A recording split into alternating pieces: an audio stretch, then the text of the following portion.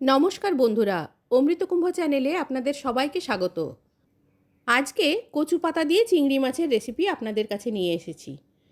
খুব সহজ পদ্ধতিতে আপনাদের আমি এটা রান্না করে দেখাবো। বিভিন্ন বিখ্যাত বাঙালি রেস্টুরেন্টের খাবার এখন আপনি বাড়িতেই বানিয়ে নিতে পারবেন। ভিডিওটি স্কিপ না করে প্রথম থেকে শেষ পর্যন্ত দেখার অনুরোধ রইল, নইলে গুরুত্বপূর্ণ ইনফরমেশান মিস হয়ে যেতে পারে। এগুলোকে আমরা পদ্মকচু বলে থাকি। এটা বাজারে সাধারণত দুধমান কচু নামেও পরিচিত। কচুপাতা চিংড়ি যখনই রান্না করি যেটুকু প্রয়োজন হয় পাতার, এই টবের গাছ থেকে আমি সেগুলো তুলে নিয়ে যাই। তাই বাজার থেকে আমাকে কচু পাতা কিনতে হয় না। শুধুমাত্র পাতারগুলো আমি কেটে নিয়ে আপনাদের রান্নাটা করে দেখাবো।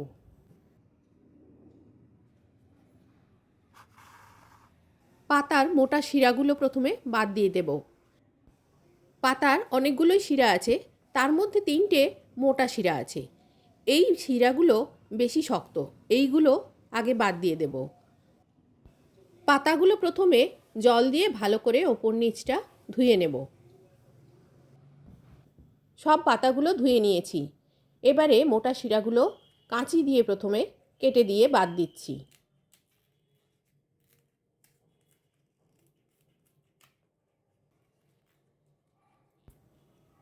আমি এখানে দু রকম উপায়ে পাতার শিরা কাটা দেখাবো। প্রথমে কাঁচি দিয়ে একটা পাশ কাটার পরে মাঝখানের মোটা জায়গাটা কাঁচি দিয়ে কেটে দিচ্ছি। এবারে বাকি দুটো শিরাও এই একইভাবে কাঁচি দিয়ে বাদ দিয়ে দিচ্ছি।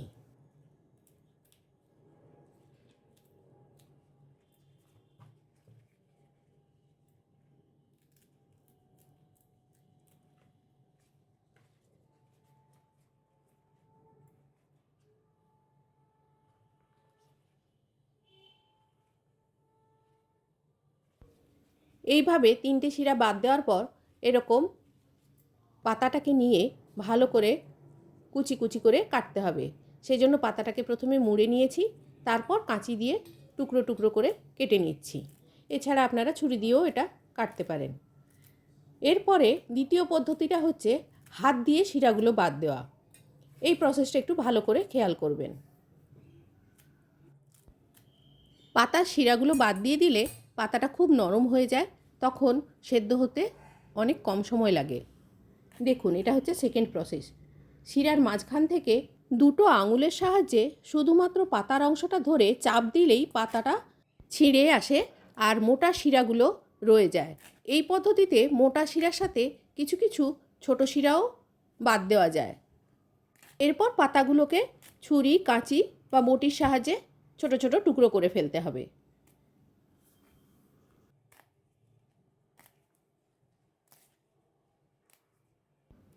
এই পদ্ধতিটা আমি আমার মায়ের কাছ থেকে শিখেছি। ছোটোবেলায় মা যখন কচুপাতা চিংড়ি রান্না করতো, তখন পাতা বের করার কাজটা আমার ছিল।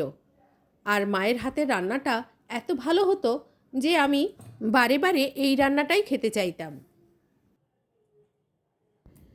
দেখুন, এই পদ্ধতিতে মোটা শিরার সাথে আরও অনেকগুলো শিরাও বাদ দেওয়া যায়।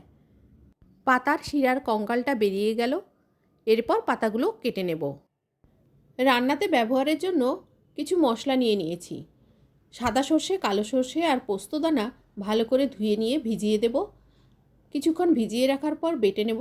আর 4টে কাঁচা লঙ্কা একই সাথে বেটে নেব। কাঁচা লঙ্কাগুলোর মোটা ছাড়িয়ে সর্ষে পোস্তর সাথেই বেটে নেব। একে একে উপকরণগুলো দেখাচ্ছি। কচু পাতাগুলো খুব ছোট ছোট করে কুচিয়ে নিয়েছি। পাতাগুলো আগে ধুয়ে নিয়েছিলাম, তাই আর ধোয়ার প্রয়োজন নেই। শাক জাতীয় সবজি ধুয়ে কাটা উচিত। নিয়ে নিয়েছি নারকেল বাটা।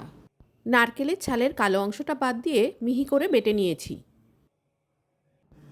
2 ধরনের সর্ষে, পোস্ত আর কাঁচা লঙ্কা যেটা আগে দেখিয়েছিলাম, এটা সেই মশলা বাটা।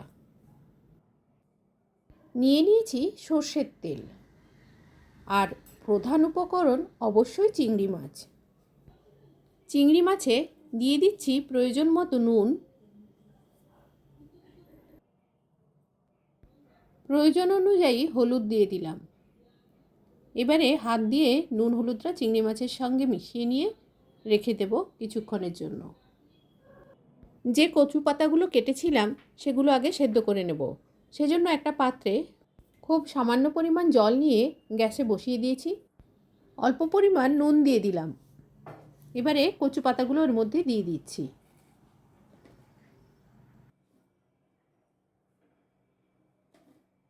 একটা চামচের সাহায্যে কচু পাতাগুলো জল আর নুনের সাথে মিশিয়ে নিয়ে এবারে ঢাকা দিয়ে সেদ্ধ হতে দেব। 7-8 মিনিট পর কচু পাতাগুলো সেদ্ধ হয়ে গেছে আর জলটাও প্রায় শুকিয়ে গেছে। কচু পাতাগুলো নামিয়ে রেখে কড়াইতে সর্ষের তেল দিয়ে বসিয়ে দিয়েছি। তেলটা গরম হয়ে ধোঁয়া ছাড়ছে। এবারে দিয়ে দিচ্ছি এর মধ্যে নুন হলুদ মাখানো চিংড়ি মাছগুলো।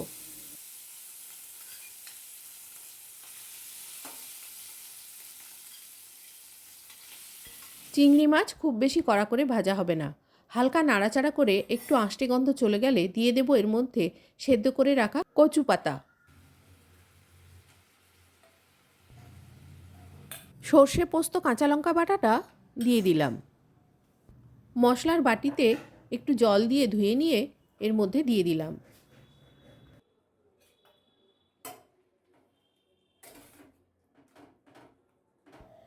এবারে ভালো করে মিশিয়ে নেব। রান্নাতে নুন দিইনি এখনও, কেননা চিংড়ি মাছে নুন হলুদ দেওয়া আছে, কচু পাতাটা নুন দিয়ে সেদ্ধ করা আছে, আর সর্ষে সবসময় নুন দিয়ে বাটতে হয় যাতে তেতো না হয়ে যায়, সেই জন্য ওটাতেও নুন দেওয়া আছে, তাই আর নুন দিলাম না। পরে নুনটা অ্যাডজাস্ট করে নিতে হবে। এবারে ঢাকা দিয়ে মিনিট 4-5 রান্না করে নেব। ঢাকা খুলে দেখাচ্ছি কেমন হয়েছে দেখতে। জলটা অনেকখানি শুকিয়ে গেছে আর শাক, চিংড়ি মাছ, মশলা সব একসাথে ভালোভাবে মজে গিয়েছে। দিয়ে দিচ্ছি এর মধ্যে 2 চেরা কাঁচা লঙ্কা, দিয়ে দিচ্ছি নারকেল বাটা, 1/4 টিস্পুন চিনি দিলাম। আবারও সব কিছু একসাথে ভালো করে মিশিয়ে নেব, দিয়ে ঢাকা দিয়ে দেব মিনিট 2-3 জন্য। রেসিপি ভালো লেগে থাকলে যারা এখনও চ্যানেলটিকে সাবস্ক্রাইব করেননি তাদের কাছে অনুরোধ, চ্যানেলটিকে সাবস্ক্রাইব করে রাখবেন। এই সময় নুনটা চেক করে নিয়ে অ্যাডজাস্ট করে নেবেন। ভালো করে নেড়েচেড়ে নিয়ে দিয়ে দিচ্ছি এর মধ্যে কাঁচা সর্ষের তেল।